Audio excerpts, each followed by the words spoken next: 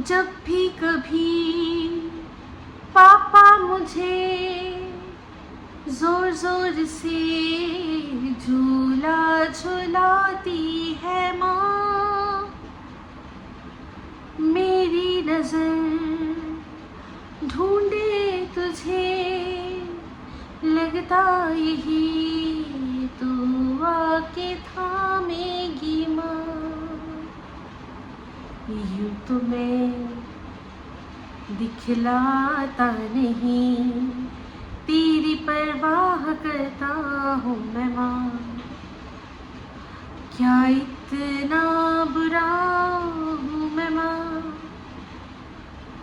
क्या इतना बुरा हूँ मैं माँ। হাই, আমি Ipsita, welcome back to my channel. চলে এসেছি একবার একটা নতুন ভিডিও নিয়ে। তো আজকের ভিডিওর শুরুতে এই যে গানটা গাইলাম, আমি জানি আপনারা বুঝতেই পেরে গেছেন যে কোন প্রসঙ্গে কথা বলবো।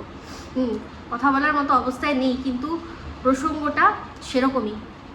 আমি যদিও যেই মুহূর্তে জিনিসটা আমার দৃষ্টিগোচর হয়েছে সেই মুহূর্তে গিয়েই মন্দিরা চ্যানেলে একটা কমেন্ট করে এসেছি, কারণ ওই বাঁচিয়ে রাখবো, সেটা ভিডিওর মাধ্যমে এনক্যাশ করব, অত ধৈর্য আমি রাখতে পারিনি ওই ভিডিওটা দেখা মাত্রই। কারণ আমরা সব অনেকেই আছি যারা কিনা বাচ্চাদের প্রতি একটু বেশি সেন্সিটিভ হয়ে পড়ি। তো সেখানে এতদিন ধরে চর্চায় রয়েছে মন্দিরা সোমনাথ, আর তারও আগের থেকে ওরা ইউটিউবে রয়েছে। মন্দিরা ভাইরাল হয়েছেই কিন্তু ওর মেয়ের সাথে যে কন্টেন্টগুলো করেছে বেশিরভাগ, যে আমার মেয়ের খেলনা শেয়ার করলাম, আমার মেয়ে সকাল থেকে রাত অবধি কী করে সেটা শেয়ার করলাম, এইগুলো ঠিক আছে। তো সেগুলো দেখে হচ্ছে, তার মানে মন্দিরা যেরকম ভাইরাল, আমাদের জয়ও কিন্তু ঠিক সেই রকমই ভাইরাল। তো সেই জয়কে আমরা কিন্তু ছোটোর থেকে বড় হতে দেখেছি, এমনকি জয়ীর পটি পর্যন্ত দেখেছে মন্দিরা দেখিয়েছে একটা ভিডিওতে। সব দর্শকরা সেখানে বলেছিল ওই যে ছোট পটিগুলোতে থাকে সেখানে ও করে রেখেছে, সেটাকেও পরিষ্কার করেছে। দর্শকরা তখনও বলেছে যে মন্দিরে এটাও দেখাতে হলো, এটাও বেচতে হলো। কদিন আগে শুনলাম যে বাচ্চার ছেলে এবার ও নিজেরও পটি কোথায় করে সেইখানটাও নাকি পরিষ্কার করে দেখিয়েছে। দৃষ্টিকটু, দৃষ্টিনন্দন, এই সমস্ত কিছু মন্দিরা জাস্ট ভুলে খেয়েছে। কিসের জন্য? না ভিউজের নেশায়, ইনকামের নেশায়। তো দেখুন, ইনকাম অবশ্যই, কেন কে চায় না ইনকাম করতে? প্রত্যেকটা মানুষ আমরা ইনকাম করতে চাই, কিন্তু কিসের জন্য, মানে কোনটাকে দাও রেখে, সেটা তো দেখতে হবে। তো যাই হোক, মন্দিরা এবার সবচেয়ে ভয়ঙ্কর যে জিনিসটা আজকে বেঁচেছে সেটা হচ্ছে বাচ্চার চোখের জল। আমরা যারা ডেলি ব্লগস করি, আমাদের ডেলি ব্লগসের মধ্যে আমাদের বাচ্চা একটা হিস্সা হয়েই থাকে, ঠিক আছে। আর সত্যি কথা বলতে দর্শকরা খুব ভালোবাসে, আমাদের সাথে সাথে আমাদের বাচ্চাদেরকেও দেখতে ভীষণভাবে ভালোবাসেন। এবার দর্শকরা কার জীবনে কি ঘটনা রয়েছে, কীরকম রয়েছে না রয়েছে, আমরা সবটা তো জানি না। দর্শকরা আমাদের দেখতে পাচ্ছে, কিন্তু আমরা তো দর্শকদের দেখতে পাচ্ছি না।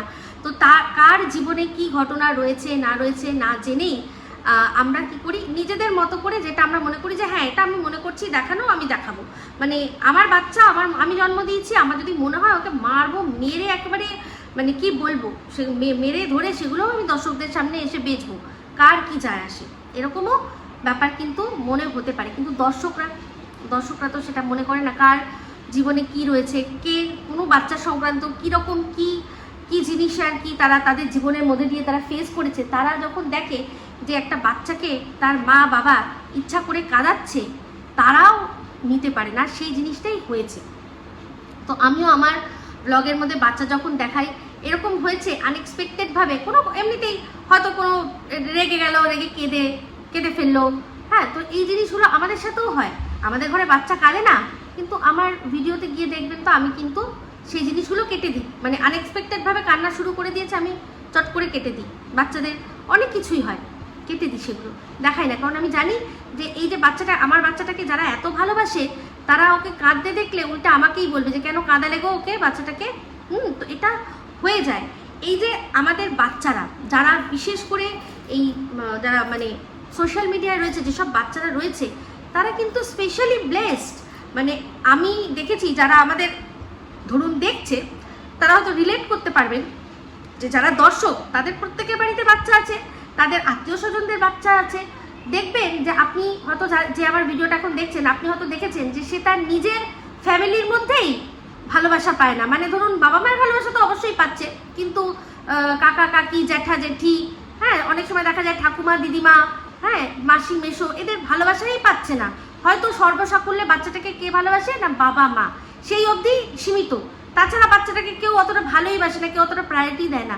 কিন্তু আমাদের এখানে যেসব বাচ্চারা, আমাদের যারা ব্লগিং করি, তাদের বাচ্চারা কম বেশি ভীষণভাবে আমি বলবো ব্লেসড, যে যাদের জন্য, যাদের রক্তের টান নেই তারাও এতটা চিন্তা করে। তো সেই আশীর্বাদ ধন্য বাচ্চাগুলোর চোখের জলকে যদি আমরা এনক্যাশ করতে যাই রেভিডিওর মাধ্যমে, সেটা কিন্তু উচিত হবে না।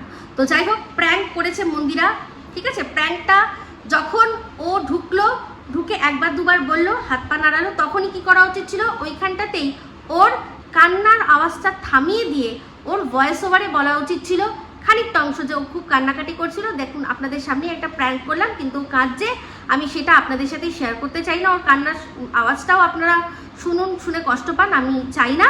সেই জন্য বাকি কথাগুলো আমি কি করছি না ভয়েস ওভারেই বলছি, কারণ ওকে একটু আমাদের বোঝানোর দরকার আছে, ওকে একটুখানি শাসনের দরকার আছে, সেই জন্য আজকে ওর সাথে এই প্র্যাঙ্কটা করেছি। আমাদের সব কিছুই ভালো মন্দ আপনাদের সাথে শেয়ার করি, তাই জন্য এটাকেও আমরা শেয়ার করলাম, মিটে যেত। কিন্তু সমানে বাচ্চাটার কান্না দেখিয়ে আবার সেটাকে জাস্টিফাই করতে আসছে কে না, মন্দিরার গুণধর বর সোমনাথ। তো সেখানেই আমি সোমনাথকে, ওখানেই আমি সহ্য করতে না পেরে আমি সোমনাথকেও দোষ দিয়েছি, সোমনাথকেই দোষটা দিয়েছি, যে হতে পারে হয়তো এই প্র্যাঙ্কের আইডিয়াটা মন্দিরার, কিন্তু সোমনাথ কেন সেটাতে সায় দিল যে বাচ্চাকে এরকমভাবে কাঁদবে। সবাই জানি, আমরা সবাই জানি, জয়ীর চোখ দেখে বোঝা যায় যে জয়ী কতটা এক্সপ্রেসিভ বাচ্চা, আমি সবসময় বলেছি। সেখানে ওর মুখে, ওকে প্রথমে সকালবেলা এরকমভাবে ভয় দেখানো হয়েছে, তারপর ফিরে এসে ও বুঝতে পারছে আরে যেটা শুনেছিলাম তাহলে সেটাই হতে চলেছে। ওর মধ্যে সেই ভয়টা যেভাবে কাজ করেছে, সেটা তোমরা সহ্য করলে কি করে? ঠিক আছে, খানিকটা কেটে দিয়ে তারপর যেটুকু অল্প একটু দেখালে, যেটা ওকে মানে আমরা শাসন করার জন্য। কিন্তু তোমরা দুজনেই, মন্দিরা বলো সোমনাথ বলো, তোমরা দুজনেই হচ্ছ না এক্সট্রিমিস্ট। মানে কি বলো তো, যখন ভালোবাসা দেবে তখন একেবারে পেছন তুলে ভালোবাসা দেবে, আবার যখন শাসনও করবে সেই রকম করবে। কোনো মাঝখানে তোমাদের কোনো মানে মধ্যস্থতার জায়গা নেই। বাচ্চাটাকে যখন প্রশ্রয় দিচ্ছ, সারাক্ষণ ফোন নিয়ে থাকছে, সারাক্ষণ ও যা খুশি করছে সেটাও করতে দিচ্ছ, আবার আজ মনে করেছো যে না রাশ টানবো, বাচ্চার রাশ আমার হাতে নেবো, তো তাকে মানে সেই মানে সিমিলারলি টর্চার করে সেরকম করা। দেখো, ভয় বাচ্চাদের আমরা দেখাই, সব বাচ্চাদের ভয় দেখাতে, ভয় ছাড়া বাচ্চা চলবে না।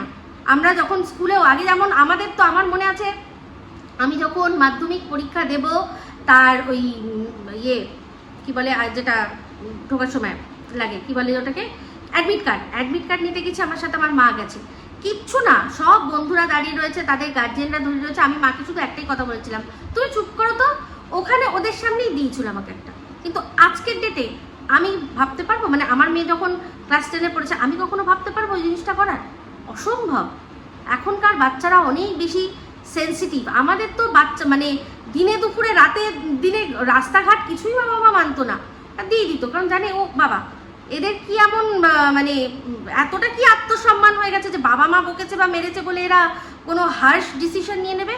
তোমরা সোশ্যাল মিডিয়ায় রয়েছো, তোমরা ঘটনা দেখছো না, এক একটা বাচ্চা মানে সে 2-তে পড়া বাচ্চা, 3-তে পড়া বাচ্চা, কিচ্ছু না, বাবা মা এমন কিছু না, একটু শাসন করেছে, তারা এমন ধরনের একটা পদক্ষেপ বাচ্চাগুলো নিয়েছে যেই পদক্ষেপ আমরা ভাবতে পারি না। এই কিছুদিন আগে চিপস নিয়ে যে বাচ্চাটার সাথে হলো, চিপস চুরি নিয়ে বাচ্চাটার সাথে হলো, বাচ্চাটা কত বড় বলো তো, সেখানে ও ছেলে, ওই বাচ্চাটা ছিল পুত্র সন্তান।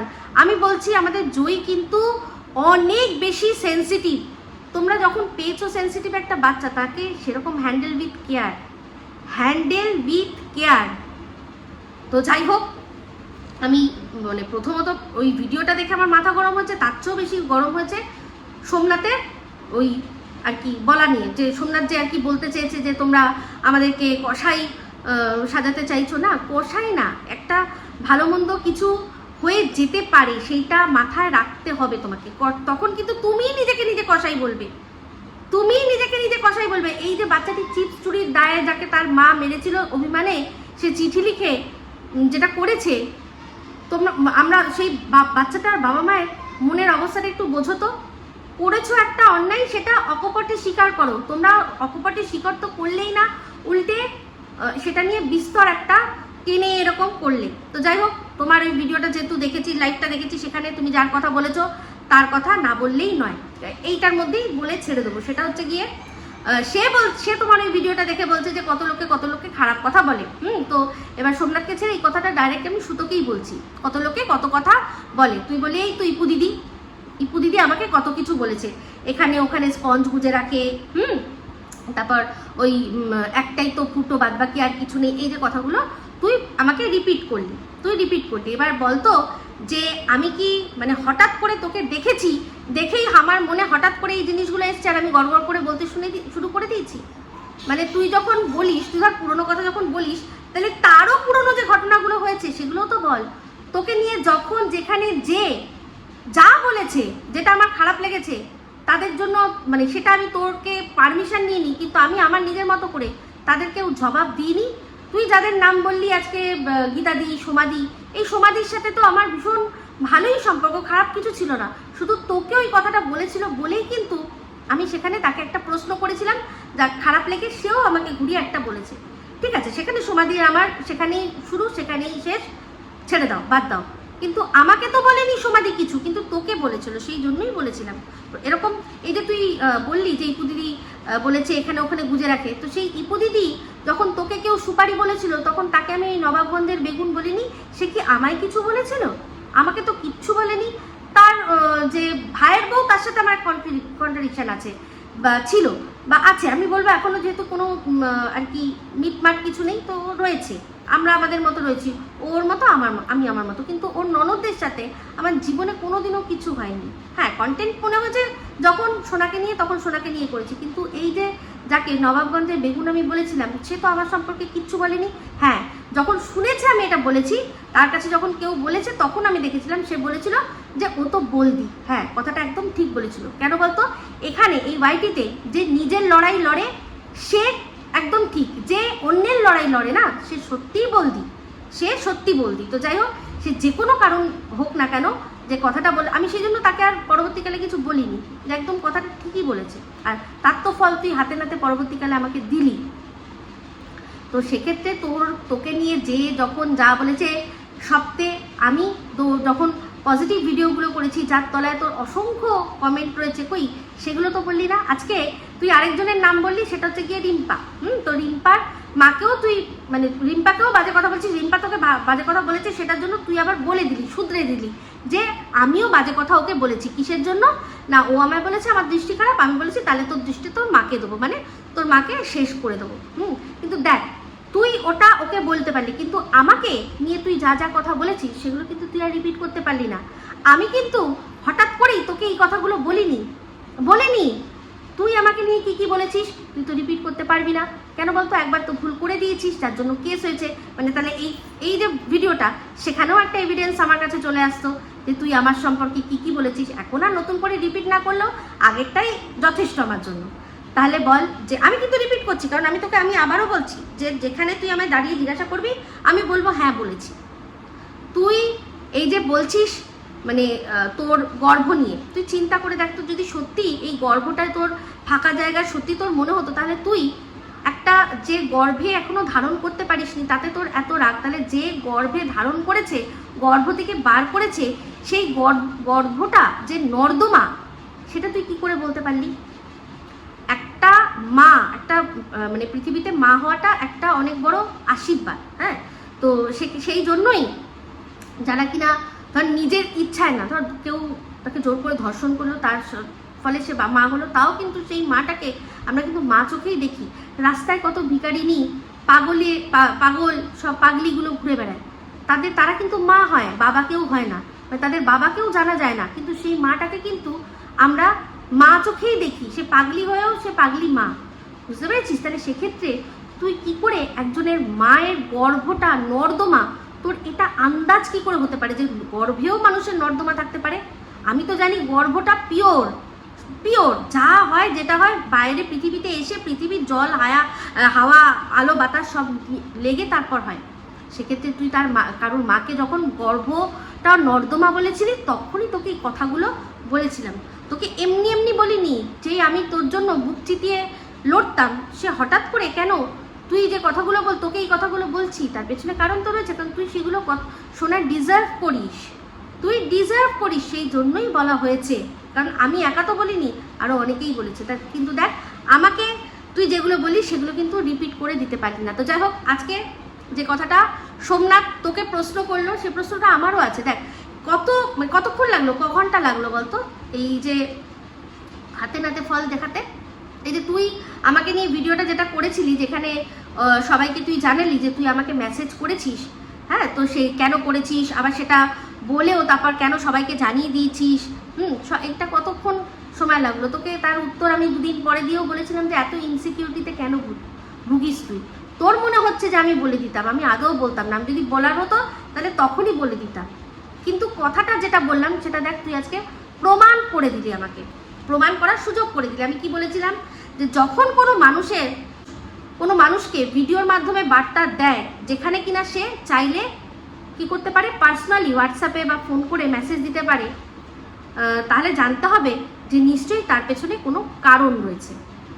তো যেমনটা এই যে তুই আমাকে কিন্তু ভিডিওর মাধ্যমে বার্তা দিতে পারতিস যে তোমার কমিউনিটিতে যেই ভিডিওটা, যে পোস্টটা রয়েছে ওটা ডিলিট করো, না হলে আমি স্টেপ নেব। কিন্তু সেটা তুই কী করলি, আমাকে গোপনে বললি, গোপনে বলে আবার নিজেও পাবলিকও করে দিলি, ঠিক আছে? তেমনি তোর বর যে কথাটা তোকে মেসেজে বলতে পারতো, সেটা সে ভিডিও করে বললো। নিশ্চয়ই সব কিছু কানেকশান থাকে, সব কিছুর কারণ থাকে। তো তুই এই যে ভাবলি যে তুই আমাকে যে বললি, আমার কথাটা প্রমাণ করতে সুবিধা হয়ে গেল। তুই যে বললি যে আমি তোমার চ্যানেলের বিরুদ্ধে কোনো স্টেপ নিতে চাই না ফর মাই পার্সোনাল রিজনস, ঠিক আছে? তো সেই পার্সোনাল রিজনসে কি, তোর তো আমার ভিডিওগুলো পেন ড্রাইভের মধ্যে বা কোনো কিছুর মধ্যে, তোর তো এখন দুটো ফোন রাখলেই হয়ে যেত। তার জন্য আমার চ্যানেল উড়িয়ে দিলে আর কোনো কিছু হবে না, এরকম তো কোনো মানে নেই না। এরকম কোনো মানে আছে কি? কোনোই মানে নেই। তো যা ভিডিও আছে সেটা মানে ইউটিউবে না থাকলেও তোর কাছে যদি থাকে, তুই যদি আমাদের দেশের আইনে আদালতে সেটা চালিয়ে দেখাতে পারিস, তাহলেই তোর কাজ হয়ে যাবে, ঠিক আছে? তো সেক্ষেত্রে তাও তুই এটা বোঝাতে চাইলি যে আমি নিতে চাইছি না তোমার বিরুদ্ধে ফর মাই পার্সোনাল রিজনস, ঠিক আছে? তো হোপ ইউ আন্ডারস্ট্যান্ড। তো সে আন্ডারস্ট্যান্ডটা এবার আমি এটাও করতে পারি যে আমার প্রতি বাবা কি ভালোবাসা, করতে পারি নাকি? আমার ওপর ছেড়েছিস তো, তাই না? তো সেই জন্যই বললাম, দেখ, যেটা তোর ভিডিওর মাধ্যমে বললে কাজ হয়ে যেত, তুই সেটা আমাকে পার্সোনালি বললি।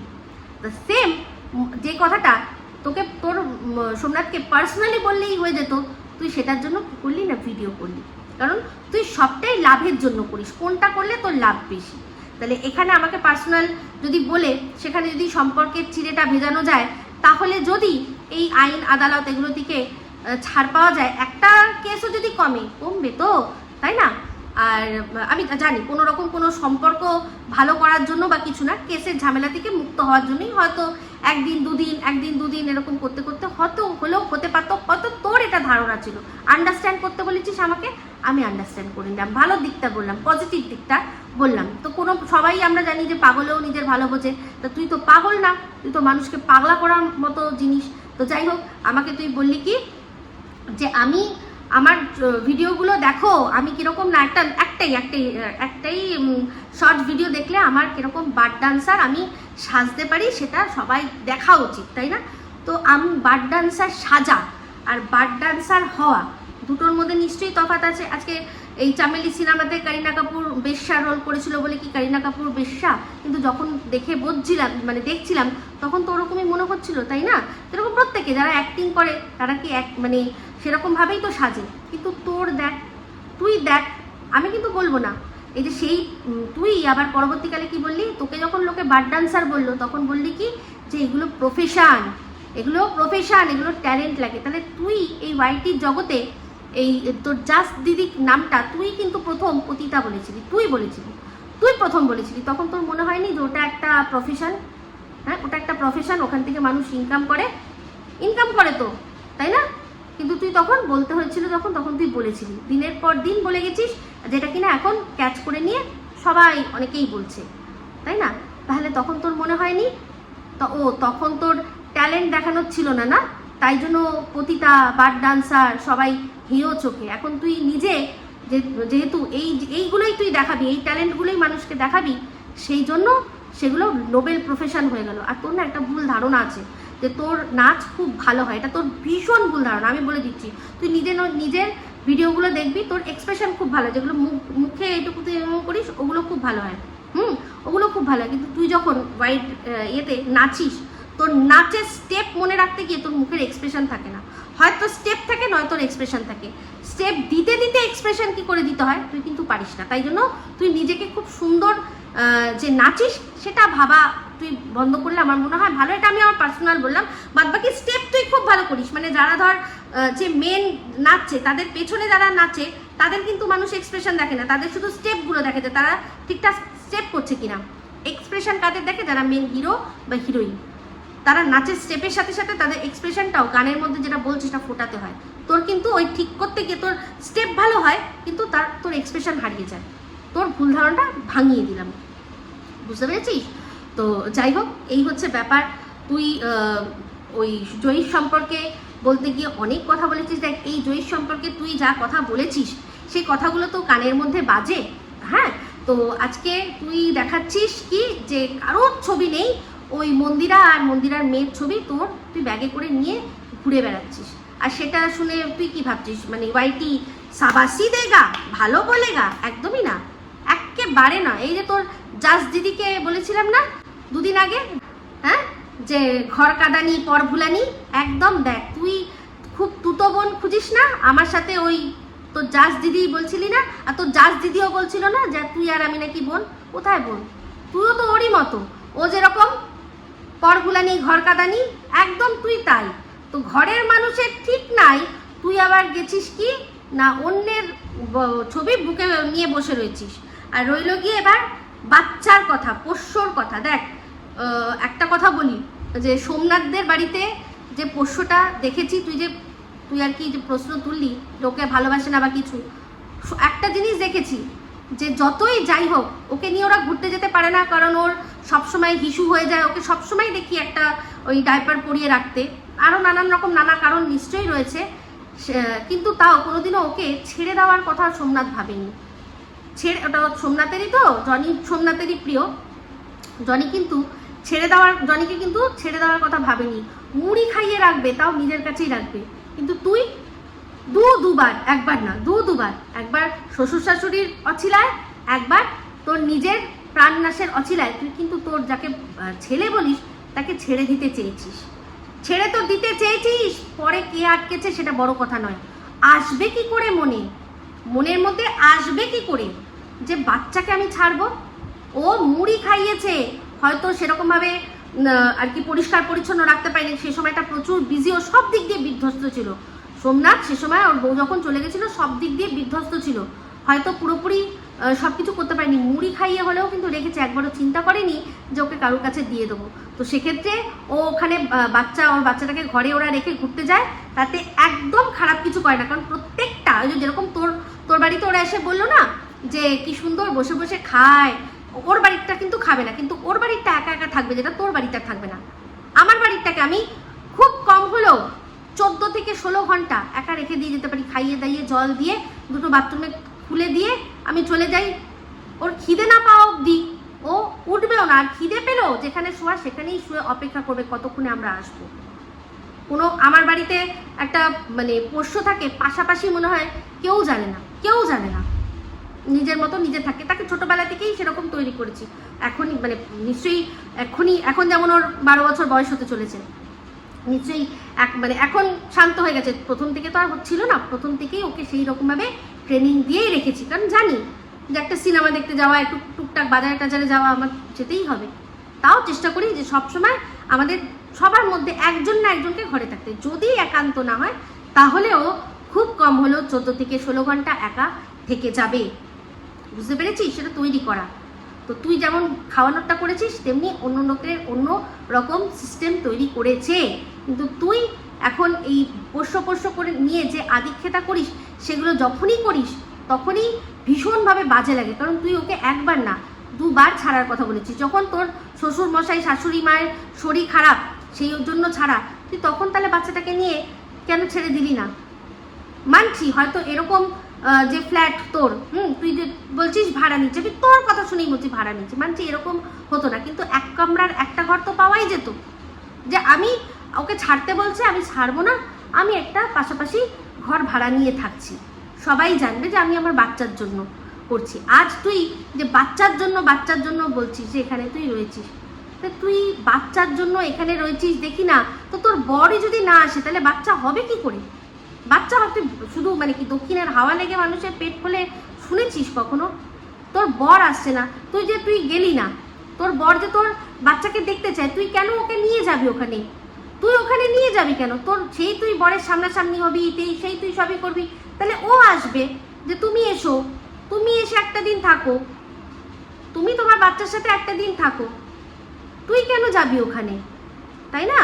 ও এসে থাকতো, তাহলে তুই যেটা চাইছিলি সেটাও যদি হয়ে যেতে পারতো, তাই না? তুই তো এটাই চেয়েছিস যে আমি ওখানে মানে শ্বশুর বাড়িতে যখন কিছু হচ্ছে তোর নাকি জায়গা মতো পৌঁছাচ্ছে না, কোনো শক্তি জায়গা মতো ব্লক খুলে গেছে, তাও জায়গা মতো যেতে আটকে দিচ্ছে। তোর এটা মনে প্রাণে ধারণা, দেখ হতেই পারে মানুষের ধারণা কখন কিসের থেকে আসে। তাহলে সেক্ষেত্রে তুই আমি তো বলেইছিলাম যে বাচ্চা দেখার নাম করে কি আসবে, তুই যে বলছিলি যে ছাড়াছাড়ি হয়ে গেছে, তো এরকম বলেছিলাম, তো সে কেন আসলো না? তুই এই সপ্তাহে যেতে পারলি না, সে তো আসতে পারতো, তাই না? সে যখন তোর মুখ দেখবে না এরকম তো নয়, যখন তুই বাচ্চাটাকে নিয়ে যাবি সে তো তোর মুখ তো দেখবে। বাচ্চা দেখতে গেলে কষ্ট করে মানে ইচ্ছা বিরুদ্ধে হলেও হাজব্যান্ড ওয়াইফকে তাদের মুখ দেখতেই হয়, বুঝতে পেরেছিস? তো যাই হোক, হ্যাঁ, মন্দিরা সোমনাথের আমি এটাই বললাম যে অবশ্যই প্র্যাঙ্কটা আমি পছন্দ করিনি। আর এই যে তুই বলতে পারবি না সেটা যেটা বলেছে, খানিকটা কিন্তু ঠিকই বলেছে, আজকে তুই যখন মানুষের পরিস্থিতি কীরকম আছে না জেনেই তুই যখন তাদের কাটাছেড়া করেছিস, আজকে তোর যখন এরকম অবস্থা তখন তোর মুখ বন্ধ করে রাখাই উচিত, নাহলে লোকে এরকমভাবেই বলবে তুমি কি বলছো, তুমি কি করেছো, বুঝতে পেরেছিস? তো যাই হোক, তো ইপু দিদির সাথে তুই কি করেছিস একটু তুই নিজে চিন্তা করে দেখিস। ইপু দিদি যা করেছে সব কিন্তু তার মনে আছে ভালো করে, যেটা আগে করেছে সেটাও মনে আছে, যেটা পরে করেছে সেটাও মনে আছে। আজও তোকে বলেছি না, তোকে নিয়ে আমি যা খিল্লি করতে পারি এখন, মানে মানুষ হেসে হেসে পাগল হয়ে যাবে, কিন্তু আমি করি না, কারণ বুঝি যে সব মানুষেরই সমান দিন যায় না। তো সেক্ষেত্রে তুইও এখনো বোঝার চেষ্টা কর, তারপর বুঝে তারপর মুখ খোল, বুঝতে পেরেছিস? তুই ওই তোর আত্মসমালোচনা যেটার নাম দিয়েছিস যে তোকে যে যা কথা বলছে তারই উত্তর, ওটাই ভালো। বাদ বাকি সোমনাথ যে কথাগুলো তোকে বলেছে ঠিকই বলেছে, তুই ফোন করেও মিটিয়ে নিতে পারতিস। তো যাই হোক, ভিডিওটা শেষ করে দেবো। শেষ করার আগে সোমনাথকে লাস্ট একটাই কথা, যে বউকে ভালোবাসা অবশ্যই ভালো, কিন্তু বউ যা বলছে, যেটা বলছে, যেটাই করতে বলছে সেটাই মেনে নেওয়াটা, আর সেটা না মেনে নিলে তুমি ভাববে যে বউয়ের ভালোবাসা হারাবো, এটা কিন্তু নয়। বিশেষ করে বাচ্চার ক্ষেত্রে বলছি, তুমি অনেক বেশি সেন্সিবল, অনেক বেশি আমার মনে হয়, সেই জন্য বাচ্চার বিষয়ে ভালো মন্দটা তুমি একটু শক্ত হাতে দেখো। আর আমি একটা এমন মানুষ, ওই সারাক্ষণ বাচ্চা পড়ছে বিশ্বাস করি, আমি বিলিভ করি না। খুব ভালো স্কুল হতে হবে বিশ্বাস করি না। বাড়িতে টিচার থাকতেই হবে বিশ্বাস করি না। একটা বাচ্চাকে সারাক্ষণ শুধু বইয়ের মধ্যে মুখ বুজে থাকতে হবে বিশ্বাস করি না, কারণ আমি একটাও আমার বাচ্চার সাথে করিনি। টাইম টু টাইম খাওয়া দাওয়া, টাইম টু টাইম বাচ্চারা কি করছে সেটাকে নজরে রাখা যথেষ্ট। ঠিক পড়বে, তুমি দেখে নেবে যে পড়ছে কিনা, কিন্তু ওর ওপর সারাক্ষণ মানে পড়াশোনা সেটাই চাপিয়ে দেওয়া, সেটা আমি বিলিভ করি না। আমি সত্যি বলছি, বিশ্বাস করো, আমার সব আত্মীয় স্বজনরা সবাই জানে আমি আমার মেয়ের ক্ষেত্রে করিনি, একদম করিনি। ছেলের ক্ষেত্রেও ওর যা পড়াশোনা লাগে, যাই লাগে, যেটাই লাগে, আমি ওরকম জোর জার করি না, সব ছেড়ে দিই, সব সময়ের হাতে ছেড়ে দিই, শুধু নজরে রাখি, তাহলেই ঠিক হয়ে যাবে। ওকে চাপ দেবে না, ওকে বকাঝকা করবে না, ও খুব ভালো মেয়ে, খুব ইন্টেলিজেন্ট মেয়ে, ওর ইন্টেলিজেন্সটাকে কাজে লাগাও, ওকে এক্সপ্লয়েট করো না, ঠিক আছে? তো যাই হোক, এই বলে ভিডিওটা এখানে এন্ড করলাম। যদি ভালো লাগে তাহলে অবশ্যই লাইক শেয়ার কমেন্ট করতে ভুলবেন না। যারা চ্যানেলটা সাবস্ক্রাইব করেননি তারা সাবস্ক্রাইব করে নেবেন। সবাই ভালো থাকবেন, সুস্থ থাকবেন। আবার আসছি খুব শীঘ্র নতুন ভিডিও নিয়ে। টাটা।